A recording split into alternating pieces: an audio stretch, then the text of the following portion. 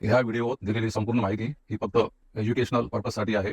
यामध्ये कोणतेही बाय किंवा सेलचे रिकमेंडेशन नाही आहे. स्वतः अभ्यास करून आपल्या आर्थिक सल्लागाराच्या मार्गदर्शनाखाली कोणताही ट्रेड किंवा गुंतवणुकीचा निर्णय आपण घ्यावा. धन्यवाद.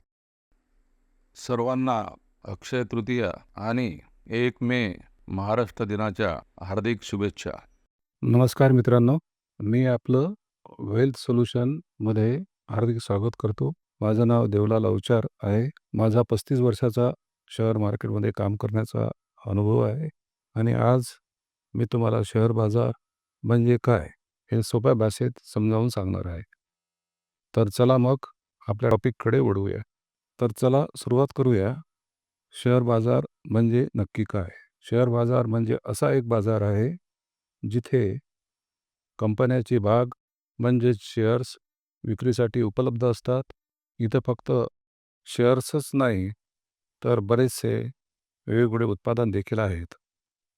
समजा एखादी कंपनी मोठी व्हायची आहे आणि तिला पैसे उभारायचे आहेत, तर ती आपल्या कंपनीचे काही भाग लोकांना विकते, म्हणजेच शेअर्स विकते. आपण ते शेअर्स खरेदी करून त्या कंपनीचे लहान भागीदार होतो. यालाच शेअर विकत घेणे म्हणतात. शेअर बाजार हा मागणी आणि पुरवठा यावर चालतो. जास्त लोक शेअर्स खरेदी करत असतील तर किंमत वाढते आणि विकायला जास्त लोक असतील तर किंमत घटते. शेअर बाजारात फक्त शेअर्स म्हणजे इक्विटीज विकता किंवा घेता येत नाहीत, तर खालील प्रकारची उत्पादने उपलब्ध आहेत. जसे की इक्विटी मार्केट म्हणजे कॅश मार्केट, MTF म्हणजे मार्जिन ट्रेडिंग फॅसिलिटी, ETF म्हणजे एक्सचेंज ट्रेडेड फंड, F&O म्हणजे future and option, index funds, gold and silver, commodity and currency.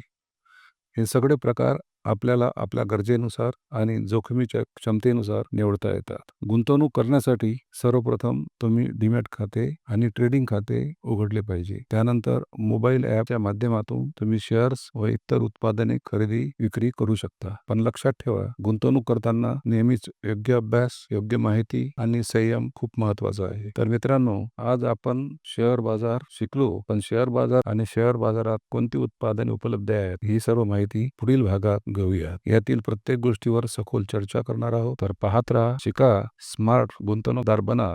धन्यवाद.